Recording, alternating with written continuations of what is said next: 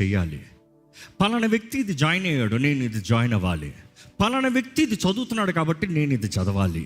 నీలో దేవుడు చేసింది ఏంటి, పెట్టింది ఏంటి, నీలో ప్రత్యేకత ఏంటి గుర్తిరిగి ఉన్నావా?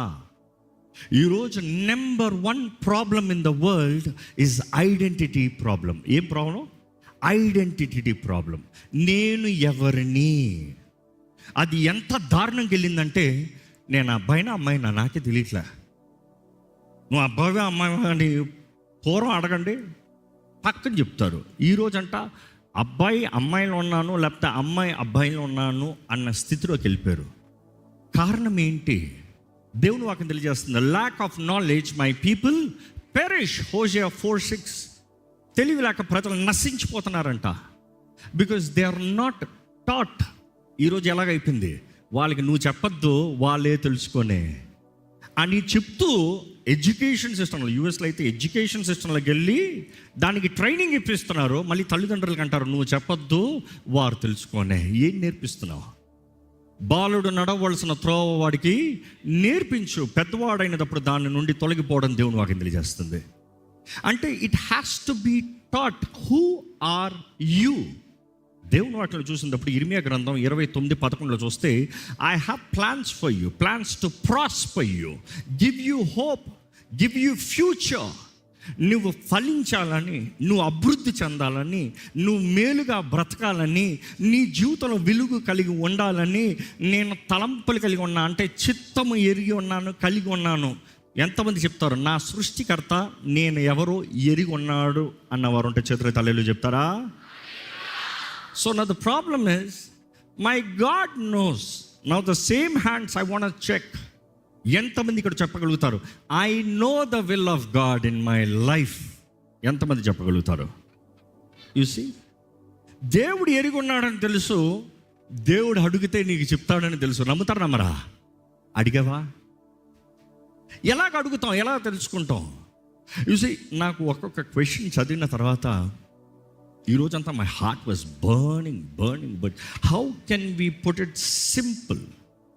How can we make people understand?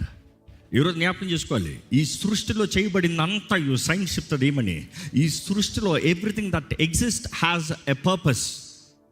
ప్రతి దానికి ఒక ఉద్దేశం ఉంది, ఒక గమ్యం ఉంది, ఒక ప్రణాళిక ఉంది. There is a purpose. ఏ సృష్టి అంతటిని నువ్వు చూసినప్పుడు ఒక పర్పస్ ఉన్నప్పుడు, దానిని ఏల్తానికి చేయబడిన నీ జీవితంలో పర్పస్ లేదా? దేవుడు మానవుని చేసేటప్పుడు ఏమని మాట్లాడుతాం చూస్తాం, let him have dominion, let him rule. అధికారం కలిగి ఏలనే. ఈరోజు మిమ్మల్ని అడుగుతున్నాను, దేవుడు నీవు ఏలునట్లుగా చేశాడు, అధికారం కలిగి ఉండేవాడిగా చేశాడు. పోగొట్టుకున్న అధికారము క్రీస్తు ద్వారంగా, క్రీస్తు మరణ పునరుద్ధానముల ద్వారంగా నీకు మరలా తిరిగి అనుగ్రహించబడింది. ఈరోజు నీవు ఎవరో ఎరుగున్నావా? చూసి, అపవాది ఒక మనుషుని చేయగలిగిందంతా, ఒక మనుషుని దేవుని దగ్గర దూరం చేస్తానికి మొదటగా చేసేది సోమరువాణిగా చేస్తుందంట. Lazy one. సోమరువాడికి వాడి జీవితపు విలువ ఎప్పటికీ తెలియదు. సోమరువాడు ఎప్పుడు నిర్లక్ష్యపరుడుగా, ఇంకో మాటలో చెప్పాలంటే లేటర్, ప్రోకాస్టినేషన్ అంటాం ఇంగ్లీష్లో, వాయిదాలు వేసేవాడుగా ఉంటాడు. సోమరువాడు ఎప్పుడు తర్వాత చేయను అని చెప్పడు, తర్వాత అని చెప్తాడు. అపవాది నీ గమ్యాన్ని నిన్న ఆపటానికి వాడు చేసే మొదటి ప్రయత్నం ఏంటంటే, ఎల్దిగానిలే రేపు, చేద్దిగానిలే తర్వాత, ప్రార్థన చేయొద్దన్న మాట రాదు విశ్వాసికి. ఏమని చెప్తాడు? తర్వాత చేస్తా, ఫస్ట్ ఇది చూడనే, తర్వాత చేస్తా, ఫస్ట్ ఇది తిననే, తర్వాత చేస్తా, ఫస్ట్ ఇక్కడికి వెళ్ళనే, తర్వాత చేస్తా. ఏంటి అది? మీ జీవితాల్లో వాయిదాలు వేస్తూ బ్రతికేది. Again procrastination is number 1 attack ఒక విశ్వాసి జీవితంలో. ఎందుకంటే అపవాది భయపడేది ఎవరిని? తాను ఎవరో ఎరిగి దేవునికి సమర్పించుకున్న వ్యక్తికి అపవాది భయపడతాడండి. అర్థమవుతుందా? నువ్వు ఎవరో ఎరిగి దేవునికి సమర్పించుకో. You are deadly. You are the great weapon of God. అపవాది కోటలను నాశనం చేస్తానికి, అపవాది కార్యాలను రద్దు చేస్తానికి దేవుడు నీ జీవితంలోని గొప్ప వాడుకుంటాడు, నువ్వు ఎవరివి అని ఎరిగిన రోజున. ఈరోజు ఎంతోమంది limitation, limited life, no value. ఈరోజు దేవుని చిత్తాన్ని ఎరిగిన మనము తెలుసుకోవాలి, వాట్ ఈస్ మై ఫ్యూచర్. ఈరోజు ఎంతోమంది ట్రాజిక్ లైఫ్, ఇంకో మాటలో చెప్పాలంటే వారి జీవితంలో ఘోరంగా ఉంది. కారణం ఏంటి? దేవుని చిత్తము ఎరగనందున. బికాజ్ జీవితం అంతా ఎక్స్పెరిమెంట్ అయిపోయింది. ఇది చేయొచ్చా, ఇది చేయొచ్చా, ఇక్కడికి వెళ్ళొచ్చా, వీళ్ళని పెళ్లి చేసుకోవచ్చా, వీళ్ళని ప్రేమించచ్చా, ఈ రిలేషన్లోకి వెళ్ళొచ్చా, పలానా చెయ్యొచ్చా, పలానా ఇన్వెస్ట్ చేయొచ్చా? నో. దేవుడు ఎప్పుడు దృష్టినిస్తాడు. You walk with accuracy. బైబిల్లో చూస్తాం ఒక మంచి ఉదాహరణ. ఇసాకు కరువు కాలంలో విత్తి నూరంతల ఫలంను చూశాడంట. ఆ మాటకు అర్థం ఏంటి? కరువు కాలంలో బైబిల్లో చదివితే ఆ ప్రాంతంలో ఉన్న వారందరూ ఆ ప్రాంతాన్ని విడిచి వెళ్ళిపోతున్నారంట. ఎందుకు? కరువయ్య బాబు, విత్తింది ఏది ఫలించదు. కానీ ఇస్సాకు ఎందుకు వ్యత్యాసంగా చేశాడు? తనలో ప్రత్యేకత ఏంటన్నప్పుడు తను ఎవరో గ్రహించాడు. తనకి దేవునికి సంబంధం ఏమి కలిగి ఉందో ఎరిగొన్నాడు. తనకి వాగ్దానం చేసిన దేవుణ్ణి ఆధారం చేసుకుని తన చేతుల్లో ఉన్న విత్తనాన్ని తను ఏం చేశాడు? విత్తాడు. There is an action. ఆ యాక్షన్కి దేవుడు వాగ్దానం ప్రకారం దీవిస్తానన్న దేవుడు దీవించడం లేదా? 100 రెట్ల ఫలము చూశాడంట. అంటే వాట్ హీ హాస్ సోన్. ఏ ఒక్కడు ఒకటి విత్తు ఊరుకోడు కదా. ఒక విత్తనాలు విత్తుతున్నారంటే విశ్వాసముతో తను చేయగలిగిన దాంట్లో the best he has done. ఈరోజు మిమ్మల్ని అడుగుతున్నానండి, are you living your life the best? Are you doing what you are suppose to do the best? నీలో దేవుడు పెట్టినది, నీలో దేవుడు కోరినది, నిన్ను దేవుడు చేయమన్నదే మీరు చేస్తున్నారా? మీ జీవితంలో పర్పస్ లేకపోతే ఏమవుతుంది? కామన్ ఈరోజు చాలామంది చెప్పేది కన్ఫ్యూజన్. నా జీవితం ఏంటో నాకు అర్థం కావట్లే, నా జీవితం ఏంటో అర్థం కావట్లే, ఏం చేయాలో అర్థం కావట్లే. చాలామంది జీవితాలు ఇలాగనే వెళ్ళిపోతుంది. చాలామంది ఎక్స్పెరిమెంటల్గా బ్రతికి ట్రాజిక్ లైఫ్స్.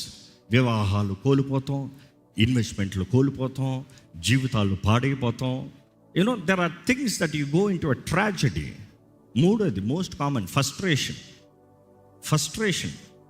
విసిగిన వాడు ఏ తప్పుడు నిర్ణయాన్ని చేసేస్తాడంట.